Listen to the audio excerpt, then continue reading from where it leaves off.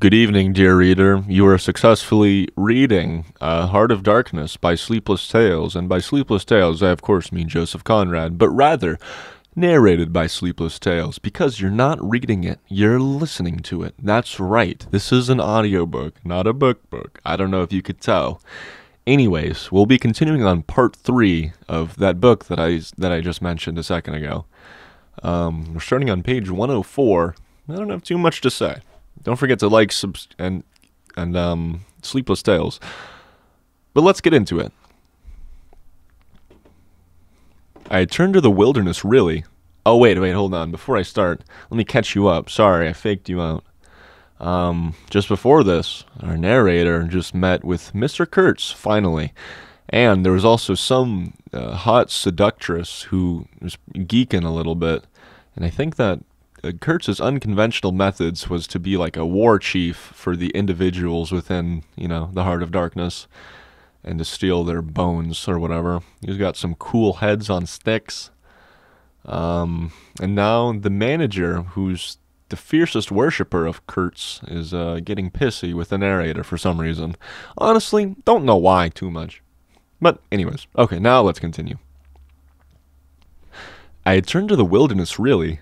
Not to Mr. Kurtz, who, I was ready to admit, was as good as buried. And for a moment, it seemed to me as if I were buried in a vast grave of unspeakable secrets. I felt an intolerable weight oppressing my breast, the smell of the damp earth, the unseen presence of victorious corruption, the darkness of an impenetrable night. The Russian tapped me on the shoulder. I heard him mumbling and stammering something about a brother seaman couldn't conceal knowledge of matters that affect Mr. Kurtz's reputation. I waited. For him, evidently, Mr. Kurtz was not in the grave. I suspect that for him, Mr. Kurtz was one of the immortals. Well, said I, at last, speak out, as it happens. I am Mr. Kurtz's friend, in a way. He stated with a good deal of formality, and had we not been of the same profession, he would have kept the matter to himself without regard to consequences. He suspected there was an active ill will towards him on part of these white men. That you're right, I said, remembering a certain conversation I had overheard. The manager thinks you ought to be hanged.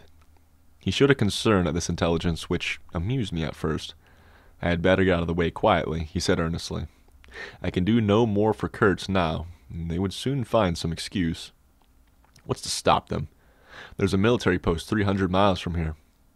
Well, upon my word, said I, perhaps you'd better go, if you have any friends amongst the savages nearby. Plenty, he said.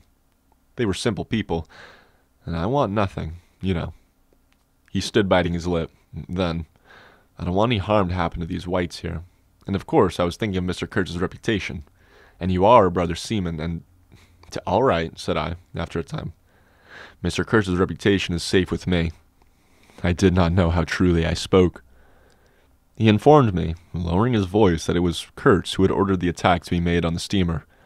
He hated sometimes the idea of being taken away, and then again, but I don't understand these matters. I am a simple man.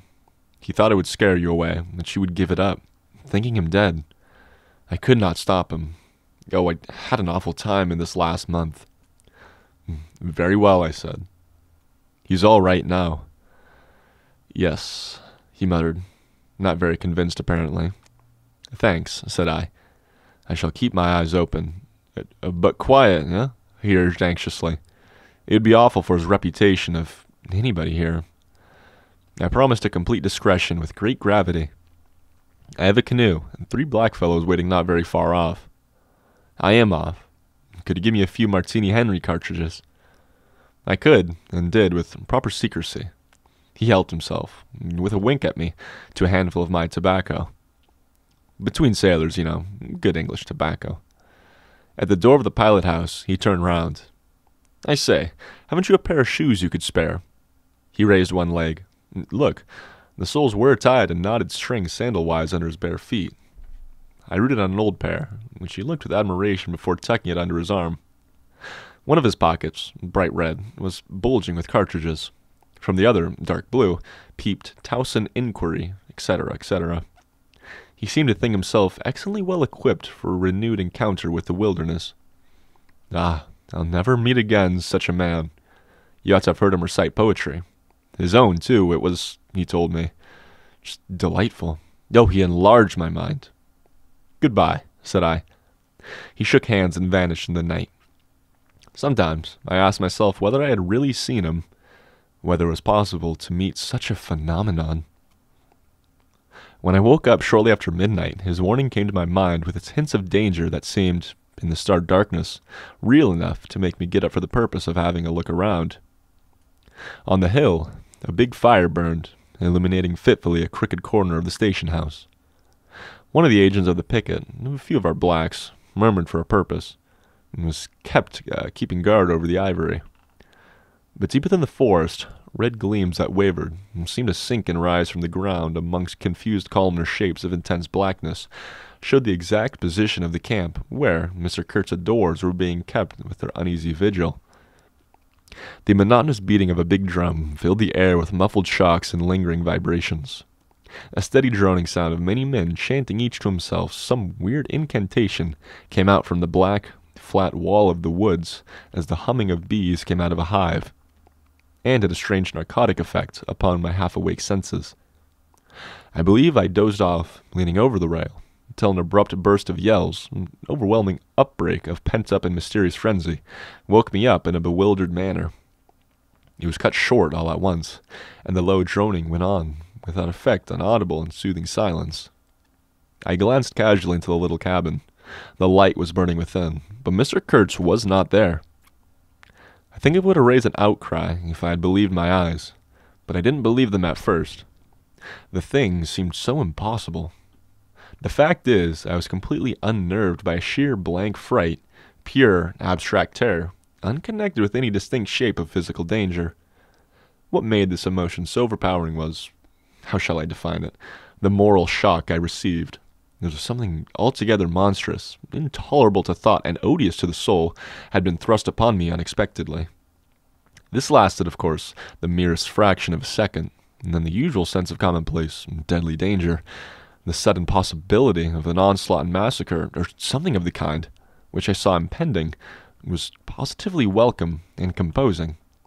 It pacified me, in fact, so much so that I did not raise an alarm. There was an agent buttoned up inside an ulster and sleeping on a chair on deck within 3 feet of me. The yells had not awakened him. He snored very slightly. I left him to his slumbers and leapt ashore. I did not betray Mr. Kurtz. It was ordered I should never betray him. It was written I should be loyal to the nightmare of my choice. I was anxious to deal with the shadow by myself alone, and to this day I don't know why I was so jealous of sharing with anyone of the peculiar blackness of that experience. As soon as I got one on the bank, I saw a trail, a broad trail through the grass. I remember the exultation with which I said to myself, "He can't walk, he's crawling on all fours. I've got him." The grass was wet with dew. I strode rapidly with clenched fists. I fancy I had some vague notion of falling upon him and giving him a drubbing. I don't know. I had some imbecile thoughts. The knitting old woman with the cat obtruded herself upon my memory as a most improper person to be sitting at the other end of such an affair. I saw a row of pilgrims squirt lead into the air out of the Winchesters held to the hip. I thought I could never go back to the steamer, and imagined myself living alone and unarmed in the woods to an advanced age. Such silly things, you know. And I remember I confounded the beat of the drum with the beating of my heart, and was pleased at its calm regularity. I kept to the track, though, then stopped to listen. The night was very clear, a dark blue space, sparkling with dew and starlight, in which black things stood very still. I thought I could see a kind of motion ahead of me, and I was strangely cocksure of everything that night. I actually left the track and ran in a wide semicircle, and I verily believe chuckling to myself, so as to get in front of that stir, of that motion I had seen, if indeed I had seen anything. I was circumventing Kurtz as though it had been a boyish game.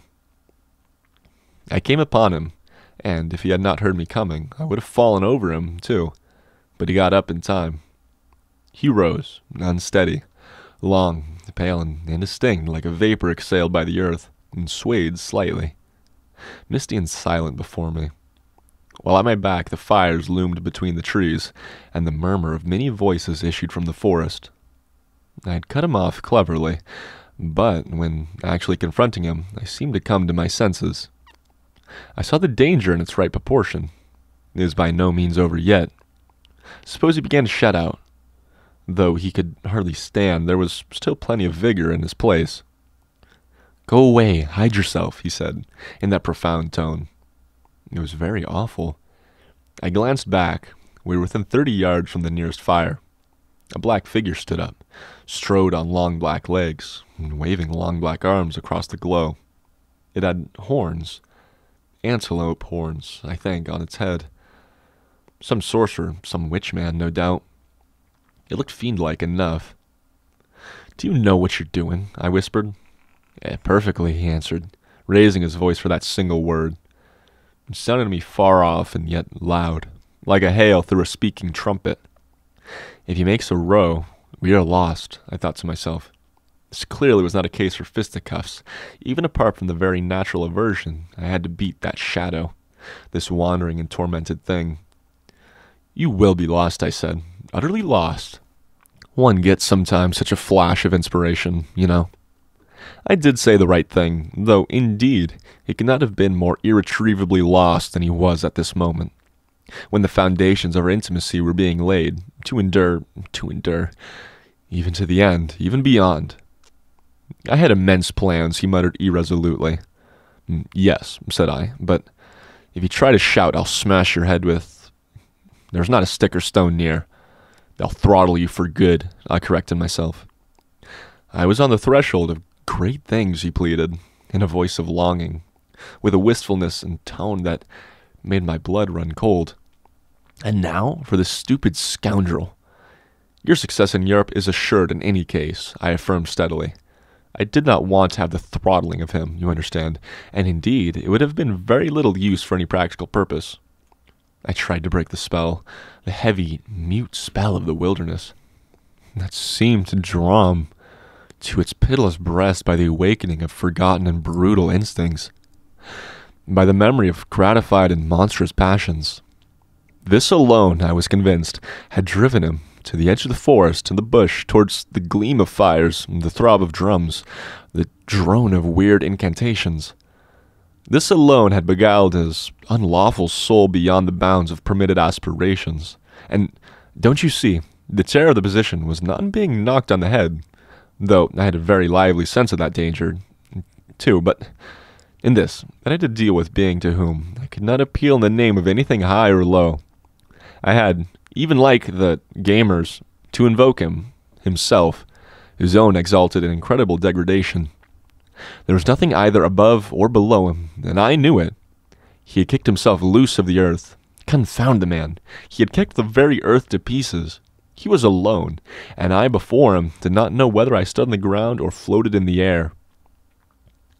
I've been telling you what we said, repeating the phrases we pronounced, but what's the good? They were common everyday words, the familiar, vague sounds exchanged on every waking day of life. But what of that? They had behind them, to my mind, the terrific suggestiveness of words heard in dreams, of phrases spoken in nightmares, and soul. If I'd ever struggled with a soul, I am the man, and I wasn't arguing with a lunatic either. Believe me or not, his intelligence was perfectly clear, concentrated. It's true. Upon himself with horrible intensity, yet clear, and therein was my only chance, barring, of course, the killing him, there and then. Which wasn't so good, on account of unavoidable noise. But his soul was mad. Being alone in the wilderness, he had looked within himself, and by heavens, I felt you. It had gone mad. I had, for my sins, I suppose, to go through the ordeal of looking into it myself. No eloquence could have been so withering to one's belief in mankind as his final burst of sincerity. He struggled with himself, too. I saw it. I heard it. I saw the inconceivable mystery of a soul that knew no restraint, no faith, and no fear, yet struggling blindly with itself. I kept my head pretty well, but when I had him at last stretched on the couch, I wiped my forehead, while my legs shook out under me as though I had carried half a ton on my back down that hill, And yet I had only supported him, his bony arm clasped around my neck. He was not much heavier than a child.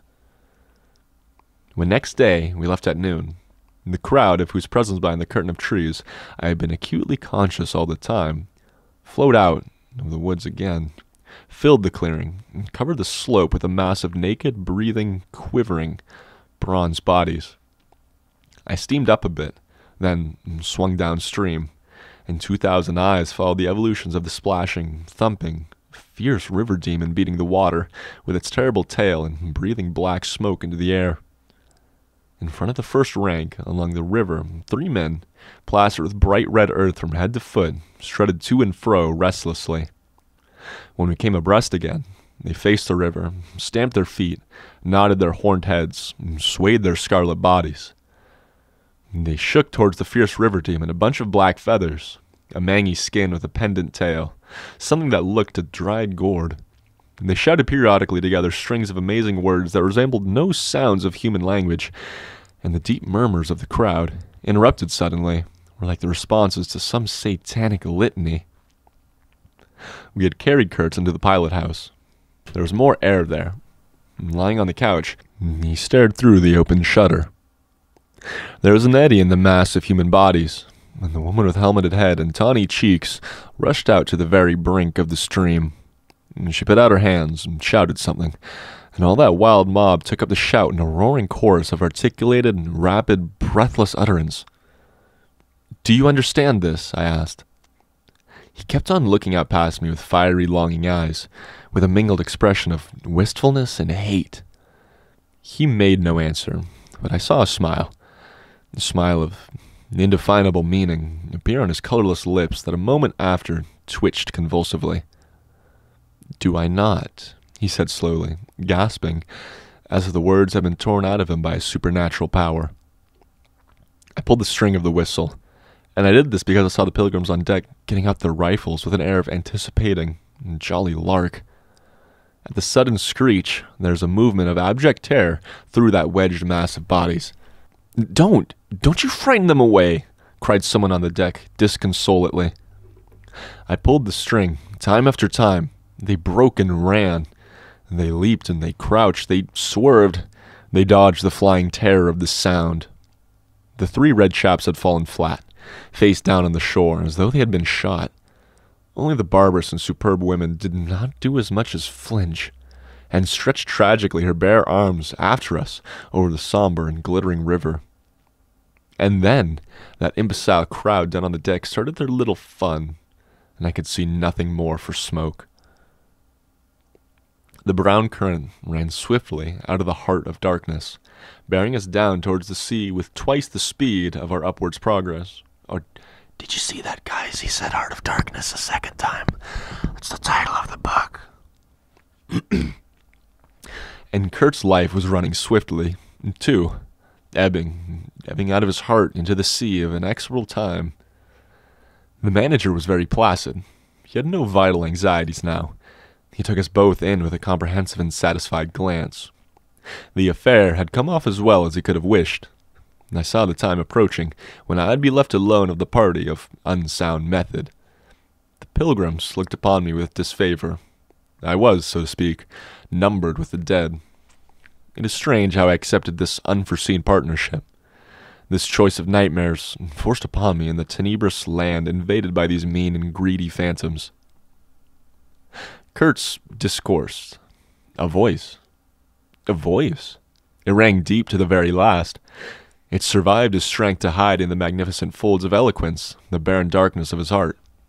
Oh, he struggled.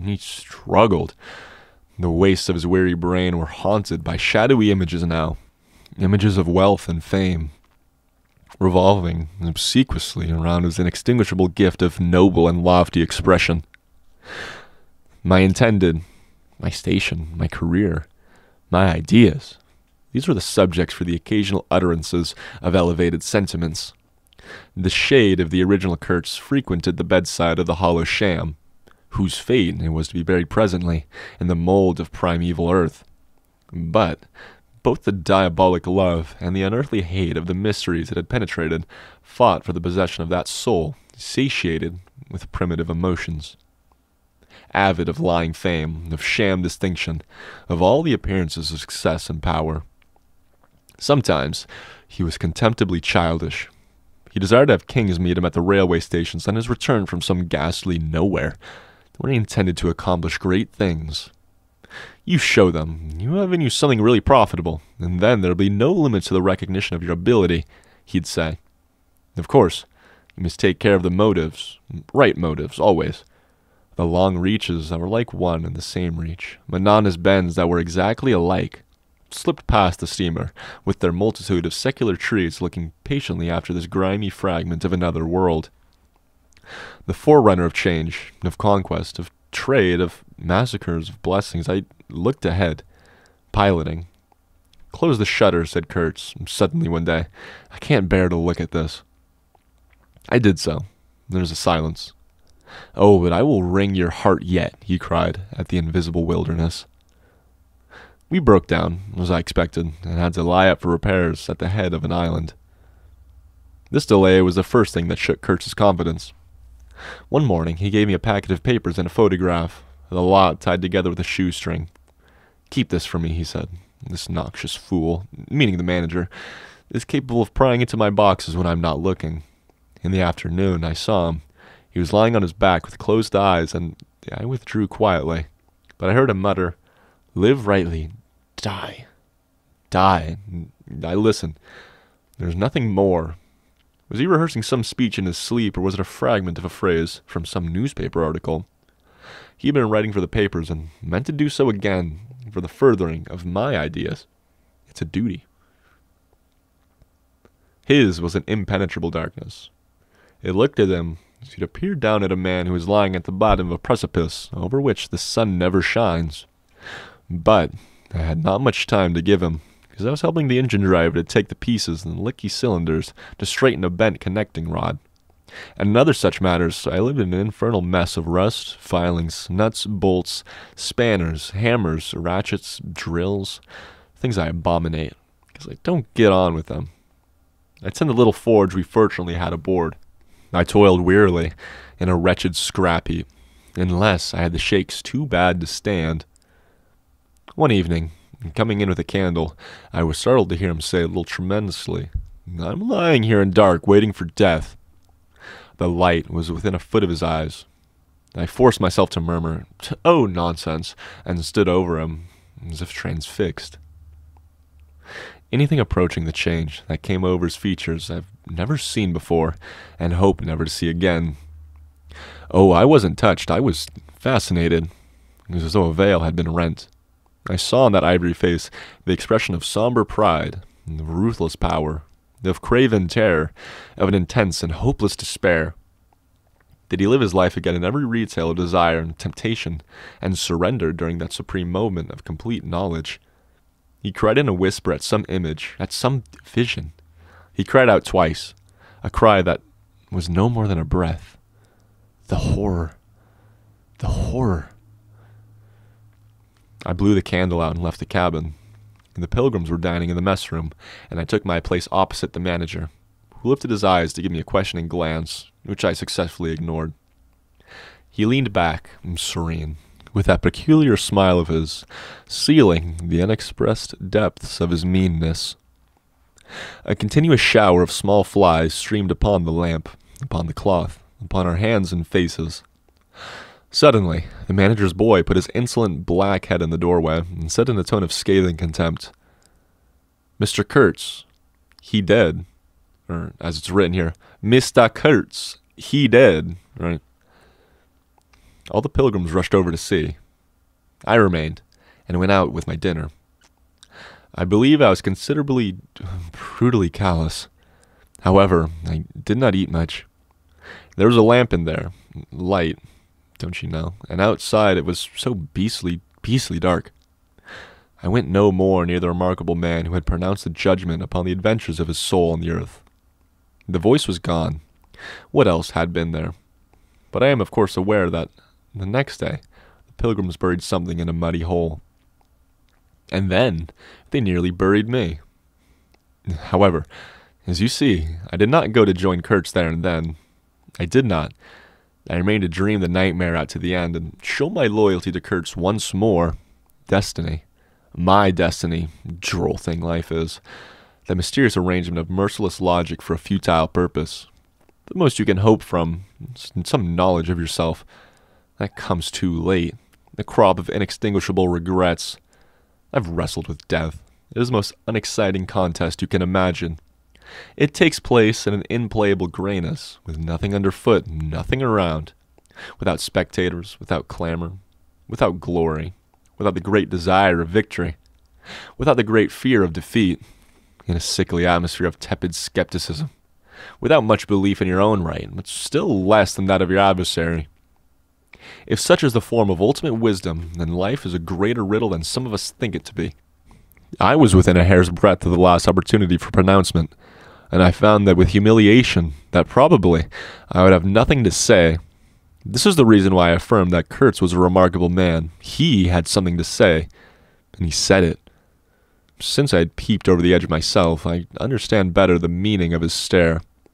I could not see the flame of the candle. It was wide enough to embrace the whole universe, piercing enough to penetrate all the hearts that beat in the darkness. He had summed up. He had judged. The horror. He was a remarkable man. After all, this was his expression of some sort of belief. It had candor, and it had conviction. It had a vibrating note of revolt in its whisper. It had the appalling face of a glimpsed truth, the strange commingling of desire and hate. And it was not my own extremity I remember best. A vision of grayness, without form, filled with physical pain, and a careless contempt for the evanescence of all things, even of this pain itself. No, it is extremity that I seem to have lived through. True, he had made that last stride. He'd stepped over the edge, while I had been permitted to draw back my hesitating foot, and perhaps in this is the whole difference. Perhaps all the wisdom and all truth and all sincerity were just compressed into that inappreciable moment in time in which we stepping over the threshold of the invisible. Perhaps. I like to think my summing up would not have been a word of careless contempt. Better his cry. Much better. It was an affirmation, a moral victory paid for by innumerable defeats, by abominable terrors, by abominable satisfactions, but it was a victory. That is why I've remained loyal to Kurtz to the last, and even beyond. When a long time after, I heard once more, not his own voice, but the echo of his magnificent eloquence, thrown to me from a soul as translucently pure as a cliff of crystal. Cliffhanger, guys. Catch the next part. Get ready for it. Coming tomorrow. Let's go.